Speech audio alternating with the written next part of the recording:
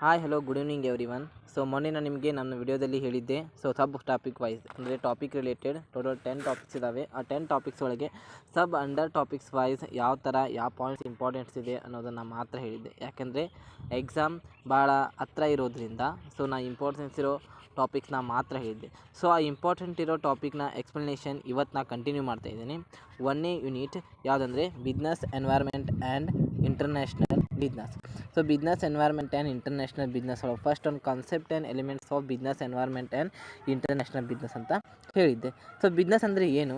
Business ಅಂದರೆ business is an economic activities which is related with continues and regular production and distribution of goods and services for satisfying human wants. In simply word, business can be defined as activities of making one's living or making money by producing or buying, selling products along with the large well known as business such as the Coca-Cola company and IBM. There are many thousand small businesses. It provide employment opportunities and produce the product and services that satisfy customers. ನಾನು ಫಾಸ್ಟಾಗಿ ಹೇಳ್ತಾ ಹೋಗ್ತೀನಿ ಯಾಕೆಂದರೆ time ಕಮ್ಮಿ ಇರೋದ್ರಿಂದ. ಎಕ್ಸ್ಪ್ಲನೇಷನ್ನ ಹೇಳ್ತಾ ಹೋಗ್ತೀನಿ, ಸ್ವಲ್ಪ ನೀವು ಕೇಳ್ತಾ ಹೋಗ್ರಿ. ಕೇರ್ಫುಲ್ ನೀವು ಅಂಡರ್ಸ್ಟ್ಯಾಂಡ್ ಮಾಡ್ಕೊತಾ ಹೋದರೆ ಅದು ಈಸಿಯಾಗಿ ನಿಮಗೆ ಅಂಡರ್ಸ್ಟ್ಯಾಂಡ್ ಆಗುತ್ತೆ. ಬಿಸ್ನೆಸ್ ಅಂದರೆ ಏನು? ಬಿಸ್ನೆಸ್ ಅನ್ನೋದು ಒಂದು ಎಕನಾಮಿಕ್ ಆ್ಯಕ್ಟಿವಿಟೀಸ್ ಆಗಿದೆ. ನಮ್ಮ ಸುತ್ತಮುತ್ತಲಿನ ಒಂದು ಎಕನಾಮಿಕ್ ಆ್ಯಕ್ಟಿವಿಟೀಸ್ ಆಗಿದ್ದು ಇದು ಕಂಟಿನ್ಯೂಸ್ ಆಗಿ ರಿಲೇಟೆಡ್ ಬಿದ್ದಿದೆ. ಯಾವ ಥರ ಅಂದರೆ ಒಂದು ಕಂಪ್ನಿಯಾಗಿ ಪ್ರೊಡಕ್ಷನ್ ಆ್ಯಂಡ್ ಡಿಸ್ಟ್ರಿಬ್ಯೂಷನನ್ನು ಕಂಟಿನ್ಯೂಸ್ ಆಗಿ ಮಾಡೋದ್ರಿಂದ goods and services woman wants. ಒಬ್ಬ ವ್ಯಕ್ತಿಯ ಬೇಡಿಕೆಯನ್ನು ಈಡೇರಿಸೋದಕ್ಕಾಗಿ ಗೂಡ್ಸ್ ಆ್ಯಂಡ್ ಸರ್ವಿಸ್ ಕಂಟಿನ್ಯೂಸ್ ಆಗಿ ಪ್ರೊಡಕ್ಷನ್ನ ಮಾಡ್ತಾ ಇದೆ. ಸಿಂಪಲಿಯಾಗಿ ಹೇಳೋದಾದ್ರೆ ಅಂತಂದರೆ ಏನು ಒಂದು ವ್ಯಕ್ತಿಯ ಹಣಕಾಸಿನ ಮೇಲೆ ಅವನು ಯಾವ ಥರ ಅವನ ಹತ್ರ ಡಿಮ್ಯಾಂಡ್ ಎಷ್ಟಿದೆ ಅನ್ನೋದ್ರ ಮೇಲೆ ಬೈಯಿಂಗ್ ಆ್ಯಂಡ್ ಸೆಲ್ಲಿಂಗ್ ಆಗುತ್ತೆ. ಇದನ್ನು ಫಾರ್ ಎಕ್ಸಾಂಪಲ್ ನಿಮಗೆ Coca-Cola, IBM ಕಂಪ್ನೀಸ್ ಅಂತ ತಿಳ್ಕೊಬೋದು almost all. Next one environment. Environment according to brand environment consists of atoms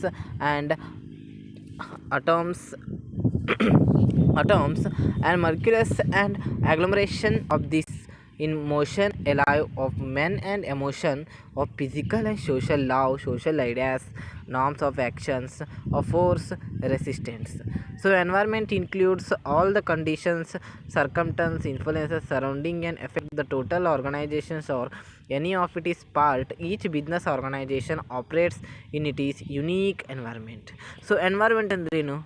Bernard ಅವರ ಪ್ರಕಾರ ಎನ್ವೈರ್ಮೆಂಟ್ ಅಂದರೆ ನಮ್ಮ ಸುತ್ತಮುತ್ತಲು ಇರುವಂಥ ಅಟಮ್ಸ್ ಆ್ಯಂಡ್ ಪರಮಾಣುಗಳಂತೀವಿ. ನಮ್ಮ ಕನ್ನಡದಲ್ಲಿ ಹೇಳೋದಾದರೆ ಅಟೋಮ್ಸ್ ಆ್ಯಂಡ್ ಮೊಲಿಕ್ಯುಲಸ್ ಆಗ್ಲೋಮರೇಷನ್ ಅಂತಂದರೆ ಪರಮಾಣುಗಳು. ಹೀಗೆ ಒಂದು ಪರಮಾಣುಗಳನ್ನು ನಾವು ಒಂದು ಈ ಪರಮಾಣುಗಳು ಒಂದಕ್ಕೊಂದು ಅಂಟ್ಕೊಂಡು ಒಂದಕ್ಕೊಂದು ಜೊತೆಗೂಡಿ ಇರ್ತಾವಲ್ವ, ಅದೇ ರೀತಿ ಎನ್ವೈರ್ಮೆಂಟ್ ಕೂಡ ಒಂದು ಬಿಸ್ನೆಸ್ ಸ್ಟಾರ್ಟ್ ಮಾಡಬೇಕಂದ್ರೆ ಯಾವ ರೀತಿ ಎಫೆಕ್ಟ್ ಆಗುತ್ತೆ, ಯಾವ ರೀತಿ ಅದರ ಪಾತ್ರವನ್ನು ವಹಿಸುತ್ತದೆ ಅನ್ನೋದನ್ನು ನಾವಿಲ್ಲಿ ನೋಡ್ಬೋದು. Second one business environment. ಎರಡೂದಾಗಿ ಬಿಸ್ನೆಸ್ ಅಂದರೆ ಏನೇ, ಬಿಸ್ನೆಸ್ ಎನ್ವೈರ್ಮೆಂಟ್ ಅಂದರೆ ಏನಂತ ತಿಳ್ಕೊಂಡ್ರಿ. ಬಿಸ್ನೆಸ್ ಎನ್ವೈರ್ಮೆಂಟ್ ಅಂದರೆ business environment can be defined as the combinations of internal and external factors that influence a company's operating situation. The business environment can include factors such as client, suppliers, it is competition and owners, improvements in technology, laws, government activities, market, social and economic trend. ಒಟ್ಟಾರೆಯಾಗಿ business environment ಅಂದರೆ ಏನು? Business ಅಂದರೆ ಒಂದು ಕಂಪ್ನಿನ start ಮಾಡೋದು. Environment ಅಂದರೆ ಆ ಒಂದು ಕಂಪ್ನಿನ start ಮಾಡಬೇಕಾದ್ರೆ ತನ್ನ ಸುತ್ತಮುತ್ತಲಿರುವಂಥ ಎನ್ವೈರ್ಮೆಂಟ್ ಹೇಗೆ ಎಫೆಕ್ಟ್ ಆಗುತ್ತೆ ಅನ್ನೋದನ್ನು ಒಂದು ಸೆಂಟೆನ್ಸನ್ನು ನಾವು ಕೂಡಿಸಿದಾಗ ಬಿಸ್ನೆಸ್ ಎನ್ವೈರ್ಮೆಂಟ್ ಅಂತ ನಮ್ಗೆ ಅರ್ಥ ಆಗುತ್ತೆ. ನೀವು ಈಸಿಯಾಗಿ ಅರ್ಥ ಮಾಡ್ಕೋಬೇಕಾಗಿದ್ದು ಏನಪ್ಪ ಅಂದರೆ ಬಿಸ್ನೆಸ್ ಎನ್ವೈರ್ಮೆಂಟ್ ಅಂದರೆ ಬಿಸ್ನೆಸ್ ಎನ್ವೈರ್ಮೆಂಟ್ ಮೇಲೆ ಇಂಟರ್ನಲ್ ಆ್ಯಂಡ್ ಎಕ್ಸ್ಟರ್ನಲ್ ಫ್ಯಾಕ್ಟರ್ಸ್ ಯಾವ ರೀತಿ ಎಫೆಕ್ಟ್ ಆಗ್ತವೆ ಅಥವಾ ಯಾವ ರೀತಿ ತಮ್ಮ ಪರಿಣಾಮವನ್ನು ಬೀರ್ತಾವೆ ಅನ್ನೋದನ್ನು ಇಲ್ಲಿ ನೋಡ್ತಾ ಹೋಗ್ಬೋದು. ಎಕ್ಸ್ಟರ್ನಲ್ ಫ್ಯಾಕ್ಟರ್ಸ್ ಅಥವಾ ಇಂಟರ್ನಲ್ ಫ್ಯಾಕ್ಟರ್ಸ್ ಅಂದರೆ ಯಾವ್ಯಾವು ಅಂತ ನೆಕ್ಸ್ಟ್ ನೀವು ನೋಡ್ತಾ ಹೋದರೆ ಇಲ್ಲೊಂದು ಚಾರ್ಟ್ ಇದೆ. Business exchange of resources, exchange of information, environment ಅಂತ ಇದೆ. ಬಿಸ್ನೆಸ್ ಆ ನಡುವಂಥ ಏನೋ ಒಂದು ಒಂದು ಚಿತ್ರ ಇದೆ ಅಲ್ವಾ, ಅದು ಬಿಸ್ನೆಸ್, ಆ ಒಂದು ಕಂಪ್ನಿ ಅಂತ ಅಂಡರ್ಸ್ಟ್ಯಾಂಡ್ ಮಾಡಿಕೊಡ್ರಿ. ಅದ್ರ ಸುತ್ತಮುತ್ತಲು ಇರುವಂಥ ಆ್ಯಕ್ಟಿವಿಟೀಸ್ ಎನ್ವೈರ್ಮೆಂಟ್ ಏನಿದೆ ಅಲ್ವಾ, ಅದು ಬಿಸ್ನೆಸ್ ಎನ್ವೈರ್ಮೆಂಟ್. ಇಲ್ಲಿ ಬಿಸ್ನೆಸ್ ಎನ್ವೈರ್ಮೆಂಟಲ್ಲಿ ನೆಕ್ಸ್ಟ್ ನೋಡೋದಾದರೆ 2 ಟೈಪ್ಸ್. ಬಿಸ್ನೆಸ್ ಎನ್ವೈರ್ಮೆಂಟಲ್ಲಿ 2 ಟೈಪ್ಸ್. ಆಲ್ಮೋಸ್ಟ್ ಆಲ್ ನೀವು ಸೆಕೆಂಡ್ PUC ಇಂದ ಹಿಡ್ಕೊಂಡು ಯಾರು MCOM ಕಂಪ್ಲೀಟ್ ಮಾಡಿರ್ತಾರಲ್ವ MCOM ವರೆಗೂ ಈ ಒಂದು ಟಾಪಿಕ್ನ ಕೇಳ್ತಾ ಬಂದಿರ್ತೀರಿ. ಎಕ್ಸ್ಟರ್ನಲ್ ಇಂಟರ್ನಲ್ ಅಂತ. ಈ ಬಿಸ್ನೆಸ್ ಎನ್ವೈರ್ಮೆಂಟ್ನಲ್ಲಿ 2 types, external and internal environment. External ಎನ್ವೈರ್ಮೆಂಟಲ್ಲಿ ಸಬ್ ಡಿವೈಡೆಡ್ 2 ಟೈಪ್ಸ್ ಅದಾವೆ. ಮತ್ತೆ ಟೈಪ್ಸನ್ನು ಡಿವೈಡ್ ಮಾಡಿದ್ದಾರೆ. ಯಾವುದಂದರೆ micro environment and macro environment. So first ಒಂದು ನೋಡೋದಾದರೆ environment scanning. So environment scanning ಅಂದರೆ ಏನು? ಸೊ ಸ್ಕ್ಯಾನ್ ಮಾಡೋದು. ಈಗ ನೀವು ಯಾವುದಾದ್ರೂ ಒಂದು ಜೆರಾಕ್ಸ್ ಮಿಷಿನಲ್ಲಿ ಸ್ಕ್ಯಾನ್ ಮಾಡಿದ್ರೆ ಹೇಗೆ ಅದು ನಾವು ಏನನ್ನ ಒಂದು ಸ್ಕ್ಯಾನ್ ಮಾಡಿರ್ತೀವಲ್ಲ ಅದ್ರ ಪ್ರತಿರೂಪವನ್ನು ಹೇಗೆ ಸ್ಕ್ಯಾನ್ ಮಾಡಿ ಒಂದು ಕಂಪ್ಯೂಟರ್ನಲ್ಲಿ ಕಳಿಸ್ತದಲ್ವ, ಸೇಮ್ ಅದೇ ರೀತಿ ಎನ್ವೈರ್ಮೆಂಟ್ ಸ್ಕ್ಯಾನಿಂಗ್ ಅಂದರೆ ಈಸಿಯಾಗಿ ಅಂಡರ್ಸ್ಟ್ಯಾಂಡ್ ಮಾಡ್ಕೊಳ್ರಿ. ಯಾಕಂದರೆ ಈಸಿಯಾಗಿ ನೆನಪಿಟ್ಕೊಂಡ್ರೆ ನಮಗೆ ಆನ್ಸರ್ ಮಾಡೋದಕ್ಕೆ ಈಸಿ ಆಗುತ್ತೆ. Environment scanning can be defined as the processes by which organization monitor the relevant environment to identify opportunities, threats affect their business for the purposes of taking strategic decision. It is the processes of gathering information regarding company's environment, analyzing it and forecasting the impact of all predicate environment changes. It helps the managers to decide the future path of organization.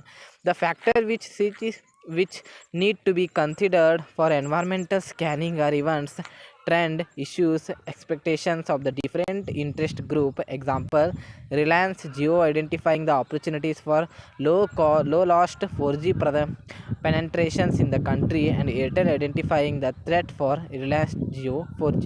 So environmental scanning ಅಂತಂದ್ರೆ ಏನು? So environmental scanning ಅಂದರೆ ಒಂದು business organisation ಏನು start ಮಾಡಿರ್ತಾರಲ್ಲ ಆ business organisation related. ಈಗ ನಾವು ಒಂದು ಬಿಸ್ನೆಸ್ನ ಸ್ಟಾರ್ಟ್ ಮಾಡಿದ್ದೀನಿ ಅಂದರೆ ನಂತರ ಮತ್ತೊಬ್ಬನು ಬಿಸ್ನೆಸ್ನ ಸ್ಟಾರ್ಟ್ ಮಾಡಿರ್ತಾನೆ. ಅದಕ್ಕೆ ಫಾರ್ ಎಕ್ಸಾಂಪಲ್ ಕೊಟ್ಟಿದ್ದಾರೆ ಇಲ್ಲಿ ಯಾವುದಂದರೆ ಜಿಯೋ ಮತ್ತು ಏರ್ಟೆಲ್ನಲ್ಲಿ ಜಿಯೋ ಏನು ಮಾಡ್ತು? ಸೊ ಏರ್ಟೆಲ್ನ ಪೂರ್ತಿಯಾಗಿ ಸ್ಕ್ಯಾನ್ ಮಾಡ್ತು. ಅದರ ಆಪರ್ಚುನಿಟೀಸ್ ಯಾವುದು, ಅದರ ಥ್ರೆಟ್ಸ್ ಯಾವುದು, ಅದರ ಸ್ಟ್ರೆಂತ್ ಯಾವುದು, ಅದರ ವೀಕ್ನೆಸ್ ಯಾವುದು, ಅದು ಯಾವುದ್ರದಲ್ಲಿ ವೀಕ್ನೆಸ್ ಇದೆ ಅಂತ ಪೂರ್ತಿಯಾಗಿ ಒಂದು ಆಬ್ಸರ್ವೇಷನ್ನ ಮಾಡಿ ಜಿಯೋ ಆಟೋಮೆಟಿಕ್ಕಾಗಿ ರೇಟ್ನ ಕಮ್ಮಿ ಮಾಡ್ತು. ಸೊ ರಿಚಾರ್ಜ್ನ ಸ್ಟಾರ್ಟಿಂಗೇ ಮಾಡ್ತು, ರೇಟ್ನ ಕಮ್ಮಿ ಮಾಡಿದಾಗ ಸೊ ಆಲ್ಮೋಸ್ಟ್ ಆಲ್ ಅದರದ್ದು ಏನು ಲಾಸಸ್ ಇತ್ತಲ್ವ ಇನ್ಕ್ರೀಸ್ ಆಯಿತು. ಪ್ರತಿಯೊಬ್ಬರು ಜಿಯೋನ ಸಿಮ್ನ ತೊಗೊಳೋದಕ್ಕೆ ಅದೊಂದು ಸ್ಟ್ರಾಟಜೀಸ್ನ ಯೂಸ್ ಮಾಡಿದ್ರು. ಅದರಿಂದ ಏರ್ಟೆಲ್ ಒಂದು ಲಾಸ್ ಪಾತ್ನಲ್ಲಿ ಹೋಯಿತು. ಸೊ ಅದೇ ಇದು ಎನ್ವೈರ್ಮೆಂಟಲ್ ಸ್ಕ್ಯಾನಿಂಗ್. ನಮ್ಮ ಸುತ್ತಮುತ್ತಲು ಸ್ಕ್ಯಾನ್ ಮಾಡಬೇಕು. ಒಂದು ಯಾವುದಾದ್ರು ಬಿಸ್ನೆಸ್ ಇತ್ತಂದರೆ ಆ ಬಿಸ್ನೆಸ್ಸಿಗೆ ಯಾವುದೆಲ್ಲ ರೀತಿಯ internal and external factors effect ಆಗ್ತಾವೆ ಅನ್ನೋದನ್ನು ಸ್ಕ್ಯಾನ್ ಮಾಡೋದೇ ಎನ್ವೈರ್ಮೆಂಟಲ್ ಸ್ಕ್ಯಾನಿಂಗ್. ನೆಕ್ಸ್ಟ್ ಒಂದು external environment.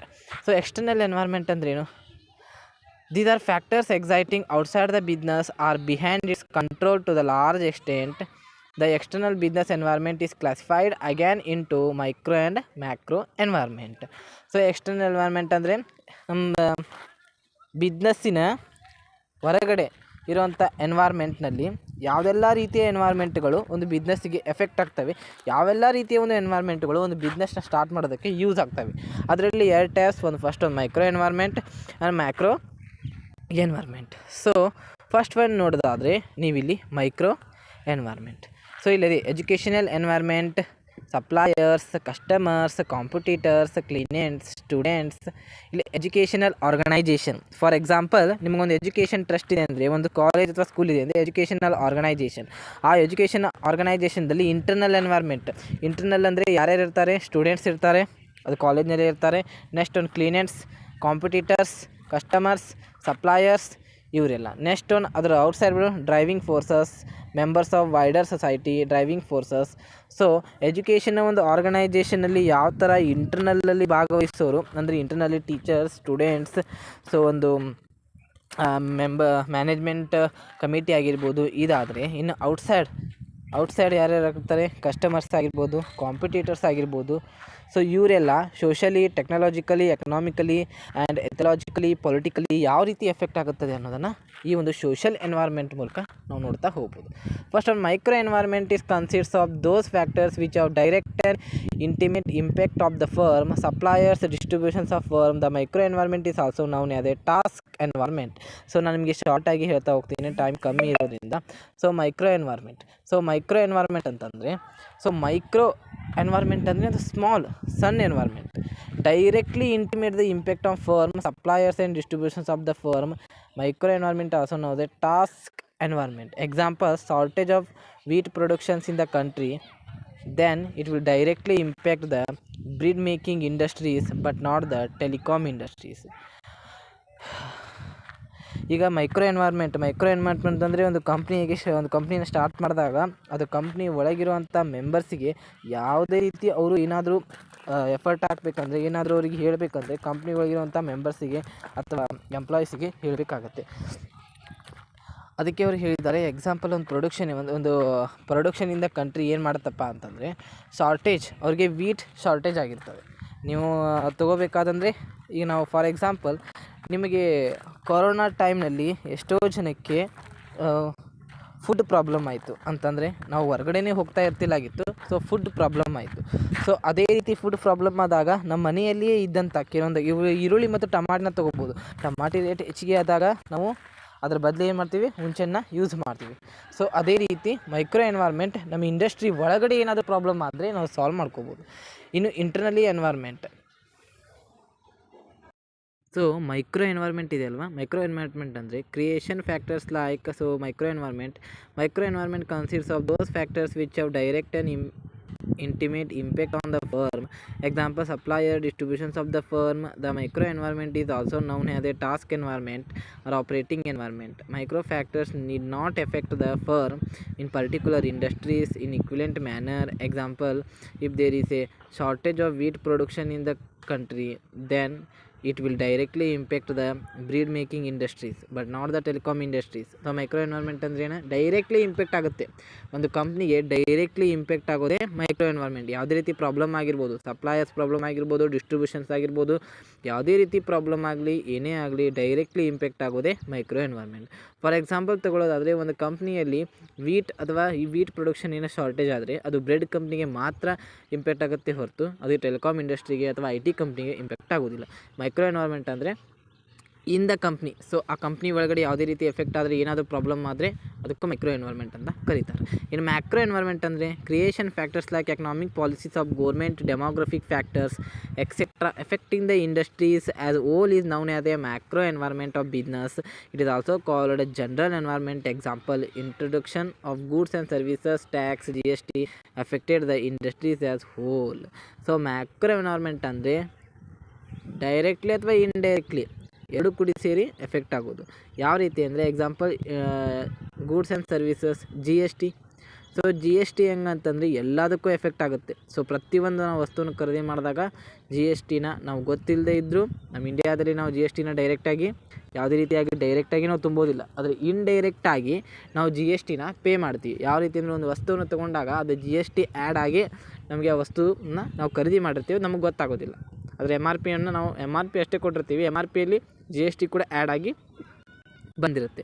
Next, internal environment. An organization internal environment is composed of the elements within the organization. It deals with the vision, mission, objectives of organization, values which organization is built upon structure of management, physical resources, human resources, financial resources, technological research and development. Internal environment is also include culture and other intangible aspects like teamwork, coordination, efficiency level of employees salaries and monitoring cost.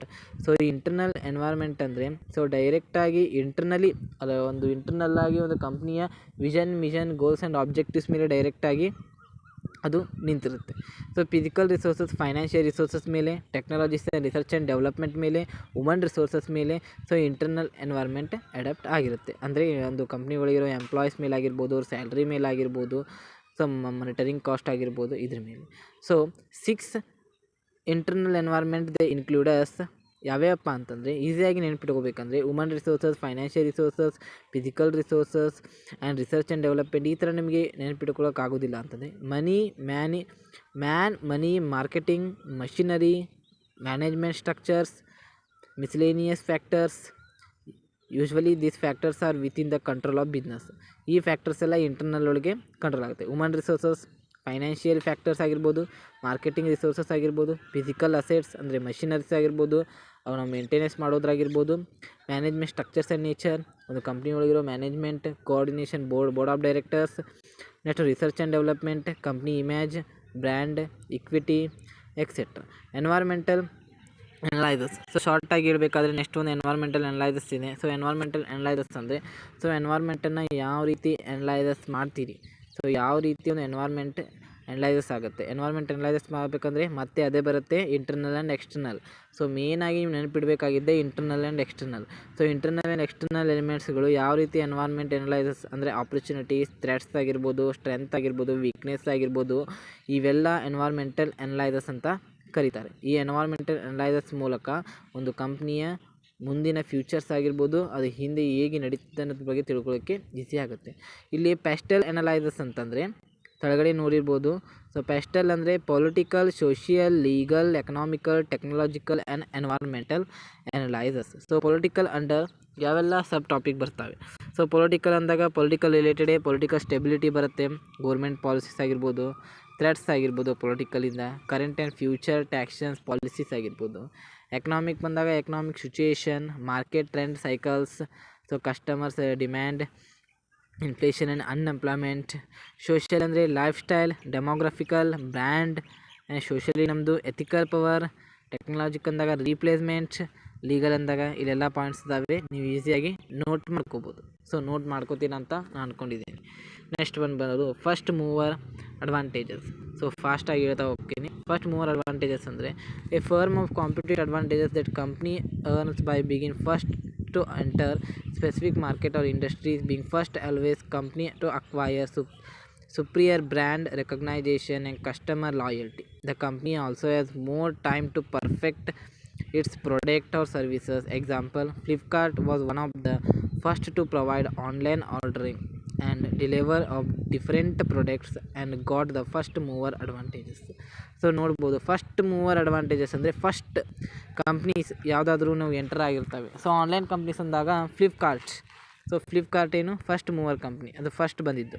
So first mower company Flipkart, ಅದು first ನಮಗೆ ಆನ್ಲೈನಲ್ಲಿ delivery ಅಂದರೆ ಮನೆ ತನಕ ಬಂದು ನಾವು ಮನೆಯಲ್ಲಿ ಕುಂತು ಆನ್ಲೈನ್ಗೆ ಆರ್ಡರ್ ಮಾಡಿದಾಗ ನಮ್ಗೆ ಈಸಿಯಾಗಿ ಬಂದು ತಲುಪುವಂಥ ಒಂದು ಫಾರ್ ಎಕ್ಸಾಂಪಲ್ ಮೂವರ್ ಆಗಿತ್ತು. ಸೊ ಪ್ರಾಡಕ್ಟ್ ಆ್ಯಂಡ್ ಸರ್ವಿಸಸ್ಸನ್ನು ಕಸ್ಟಮರ್ಸಿಗೆ ಯಾವುದೇ ರೀತಿ ಎಫೆಕ್ಟ್ ಇಲ್ಲದೆ ಈಸಿಯಾಗಿ ತಲುಪೋದಕ್ಕೆ ಸಹಾಯ ಮಾಡ್ತಿತ್ತು. ನೆಕ್ಸ್ಟ್ ಒಂದು ಸಾರ್ಟ್ ಅನಲೈಸಸ್ ಬಗ್ಗೆನ ಆಲ್ಮೋಸ್ಟ್ ಜಾಸ್ತಿ ಹೇಳೋದಿಲ್ಲ, ಯಾಕಂದರೆ ಆಲ್ಮೋಸ್ಟ್ ಎಲ್ಲರಿಗೂ M.Com ತನಕ ಬಂದಿದ್ದೀವಿ ಅಂತಂದರೆ ಸಾರ್ಟ್ ಅನಲೈಸಸ್ ಬಗ್ಗೆ ಗೊತ್ತಿರುತ್ತೆ. ಸ್ಟ್ರೆಂತ್, ವೀಕ್ನೆಸ್, ಆಪರ್ಚುನಿಟಿ, ಸ್ಟ್ರೆಂತ್ ಅಂದರೆ ಒಂದು ಕಂಪ್ನೀಸ್ನ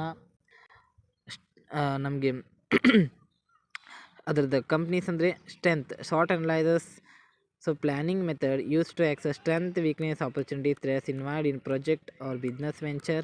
So SWOT analysis you one as identifying the 4 factors: strength, weakness, opportunity, threats. So should be eliminated, effective being benefit, opportunities, avoiding challenges of threats. ಒಂದು ಕಂಪ್ನಿಯ threats, ಕಂಪ್ನಿಯ opportunities, ಕಂಪ್ನಿಯ strength, ಕಂಪ್ನಿಯ weakness ಇವೆಲ್ಲವನ್ನು ತಿಳ್ಕೊಂಡವನು ಬಿಸ್ನೆಸ್ನ ಈಸಿಯಾಗಿ move ಮಾಡಬಲ್ಲ. So ಇದು ಒಂದು starting business environment ಬಗ್ಗೆ ನಾನು ನಿಮಗೆ ಹೇಳಿದ್ದು. ಸೊ ನೆಕ್ಸ್ಟ್ ನಾನು ಹೇಳಬೇಕಾಗಿದ್ದು ಇಲ್ಲಿ ಸಾಕಷ್ಟಿದೆ. ಸೊ PDF ಇಲ್ಲಿ ಹಾಕಿರ್ತೀನಿ, ನೀವು ಡೌನ್ಲೋಡ್ ಮಾಡ್ಕೋಬೋದು ಯಾರಿಗೆಲ್ಲ ಬೇಕು. So next physical policy, monetary policy and CSR corporate social responsibility. ಇವು ಮೂರು ಮೇನ್ ಇಂಪಾರ್ಟೆಂಟ್ ಟಾಪಿಕ್. ಇದರಲ್ಲಿ ಏನಿಲ್ಲ ಅಂತಂದರೂ 1 ಅಥವಾ 2 ಕ್ವಶನ್ಸ್ ಬಂದೇ ಬರುತ್ತೆ. ಸೊ ಫಿಸಿಕಲ್ ಪಾಲಿಸಿ ಅಂತಂದರೆ ಏನು?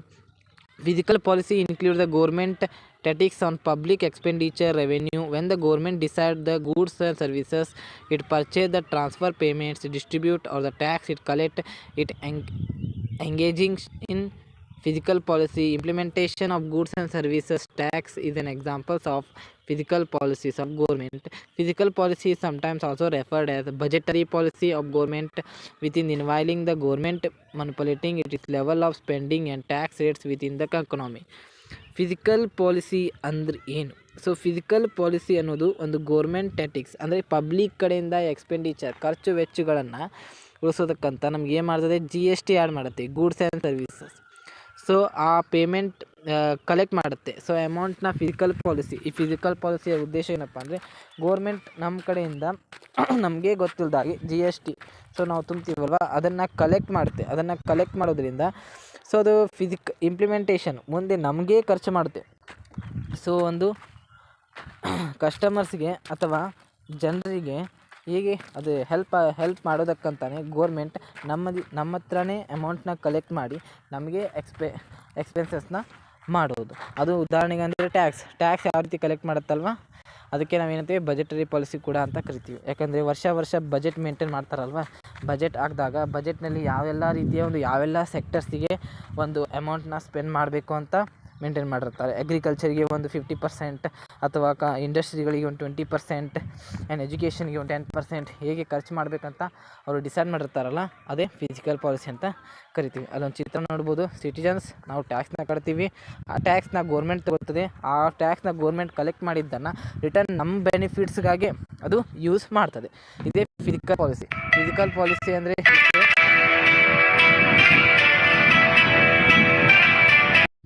ಸೊ monetary policy ಅಂತಂದ್ರೆ ಏನು? monetary policy is refers to the policy of central bank. It is Reserve Bank of India. It matters of interest rates and money supply with availability of credit. It is so the monetary policy is RBI controls inflation in the country. RBI increase the interest rate to check inflation is an examples of monetary policy. Simple ಆಗಿ ನೀವು ಅರ್ಥ ಮಾಡ್ಕೋಬೇಕಾಗಿದ್ದು, RBI limit ಮೀರಿ ಹಣವನ್ನು ಹೆಚ್ಚಿಗೆ ಉತ್ಪಾದನೆ ಅಥವಾ ಜಾಸ್ತಿ print ಮಾಡೋದಿಲ್ಲ. ಯಾಕಂದರೆ RBI ಲಿಮಿಟ್ ಅಂದರೆ RBI ಒಂದು ಇಷ್ಟೇ ಅಮೌಂಟ್ನ ನಾವು ಒಂದು ವರ್ಷಕ್ಕೆ ಇಷ್ಟೇ ನಾವು ಲಿಮಿಟ್ನಲ್ಲಿ ಏನು ಮಾಡಬೇಕು, ನೋಟ್ನ ಪ್ರಿಂಟ್ ಮಾಡಬೇಕಂತ ಇರುತ್ತೆ. ಅದ್ರ ಮೀರಿ ಜಾಸ್ತಿ ಏನಾದರೂ ಅದು ಮಾಡ್ತಂದರೆ ಅದು ಇನ್ಫ್ಲೇಷನ್ ಆಗುತ್ತೆ. ಸೊ ಅದೇ ರೀತಿ ಮೊನಿಟರಿ ಪಾಲಿಸಿ ಅಂದರೆ RBI ಏನು ಮಾಡುತ್ತೆ, ಇಂಟ್ರೆಸ್ಟ್ ರೇಟ್. ಸೊ ಇದು ಸೆಂಟ್ರಲ್ ಬ್ಯಾಂಕ್ ಅಥಾರಿಟಿ ಒಂದಿದ್ದು reserve bank of India. Interest rate, money supply, availability of credit. So the monetary policy RBI control inflation in the country.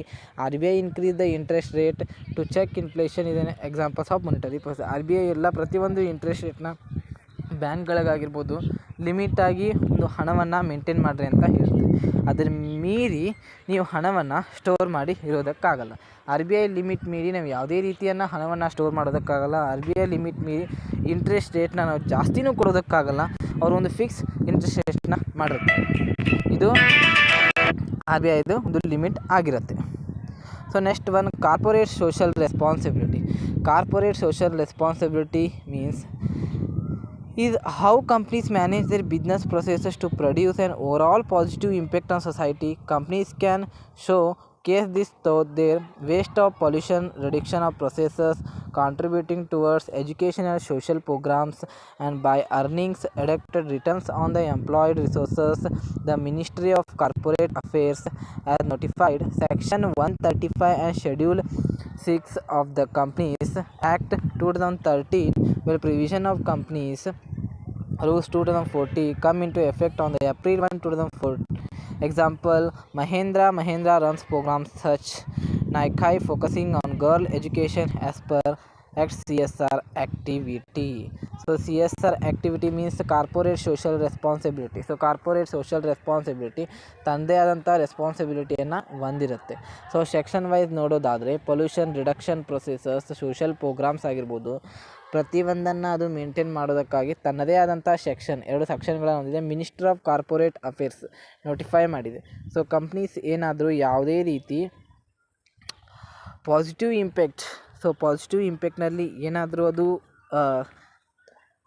ತಪ್ಪು ಮಾಡಿದರೆ ಅಥವಾ ಯಾವುದಾದ್ರೂ ಒಂದು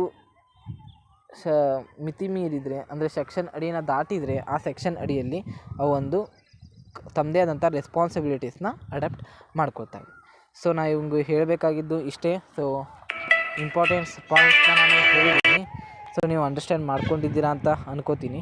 ಇನ್ನು ಭಾಳಷ್ಟು ಕೂಡ ಇದೆ. ಎಕನಾಮಿಕ್ ಎನ್ವೈರ್ಮೆಂಟ್ ಅಂದ್ರೇನು, ಎಕನಾಮಿಕ್ ಸಿಸ್ಟಮಲ್ಲಿ ಯಾವ್ಯಾವ ಬರ್ತವೆ. ನೆಕ್ಸ್ಟ್ ಒಂದು ಬರೋದು WTO ಆಗಿರ್ಬೋದು, world trade organization, world health organization. ಸಿಕ್ಕಾಪಟ್ಟೆ ಪಾಯಿಂಟ್ಸ್ ಇದ್ದಾವೆ. ಆದರೆ ನಾನು ನಿಮಗೆ ಇಂಪಾರ್ಟೆಂಟಾಗಿ ಇಷ್ಟು ಪಾಯಿಂಟ್ಸ್ನ ಮಾತ್ರ ಹೇಳಿದ್ದೀನಿ. ಇನ್ನೂ ಸಾಕಷ್ಟಿದೆ. ನಾನು ನಿಮಗೆ ಈ PDF ಅಪ್ಲೋಡ್ ಮಾಡಿರ್ತೀನಿ. ಸೊ ಇದನ್ನು ನೀವು ನೋಡ್ಕೋಬೋದು. PDF ಬೇಕಾದರೂ ಇದನ್ನು ನೀವು ಕುಂತು ನೋಡ್ಕೋಬೋದು. ಯಾಕಂದರೆ ಟೈಮ್ ಕಮ್ಮಿ ಇರೋದ್ರಿಂದ ನನಗೆ ಎಷ್ಟಿದೆ ಅಲ್ವಾ ಅಷ್ಟನ್ನು ಮಾತ್ರ ಎಕ್ಸ್ಪ್ಲೇನ್ ಮಾಡಿದ್ದೀನಿ. ಜಾಸ್ತಿ ನಿಮಗೆ ಹೇಳೋಕ್ಕೋಗಿಲ್ಲ. PDF ಇದೆ. ಇದರಲ್ಲಿ ಇಂಟರ್ನ್ಯಾಷನಲ್ ಟ್ರೇಡ್ ಆ್ಯಂಡ್ ಆರ್ಗನೈಜೇಷನ್ ನೋಡ್ಕೊಳ್ರಿ. ಟ್ರೇಡ್ ಆ್ಯಂಡ್ ಆರ್ಗನೈಜೇಷನ್, ಬ್ಯಾಂಕ್ಸ್ ಆಗಿರ್ಬೋದು, ಬ್ಯಾಂಕ್ಸ್ನ ಸಿಸ್ಟಮ್, ಟ್ರೇಡ್ ಅಂತ ನೀವು ನೋಡ್ತಾ ಹೋದರೆ ತ್ರೀ ಟ್ರೇಡ್ಸ್ ಬರ್ತವೆ. ಒಂದು ಟ್ರೇಡ್ ಬೇರಿಯರ್ಸ್ ಆ್ಯಂಡ್ ನೆಕ್ಸ್ಟ್ ಒನ್ ನೀವು ಇಲ್ಲಿ ನೋಡ್ಬೋದು levels of economic integration. So ಇದು ಇಂಪಾರ್ಟೆಂಟ್ ಆಗಿದ್ದು economic market, common market, custom union ಆಗಿರ್ಬೋದು ಆ್ಯಂಡ್ ಇವು ಲೈನ್ಸ್ ಇದಾವೆ. ಪ್ರತಿಯೊಂದನ್ನು ನೀವು ಅನಲೈಸ್ ಮಾಡಬೇಕು. ಯಾಕಂದರೆ ಶಾರ್ಟ್ ಆಗಿರೋದ್ರಿಂದ ಟೈಮ್ ಶಾರ್ಟಾಗಿ ಹೇಳಬೇಕಾಗಿದೆ. ನೋಟ್ಸ್ನ ಪೂರ್ತಿಯಾಗಿ ಅಪ್ಲೋಡ್ ಮಾಡಿರ್ತೀನಿ. ಯಾರಿಗಾದರೂ ನೋಟ್ಸ್ ಬೇಕಾದರೆ ನೀವು ನೋಡ್ಕೋಬೋದು. ಓಕೆನಾ? So thank you.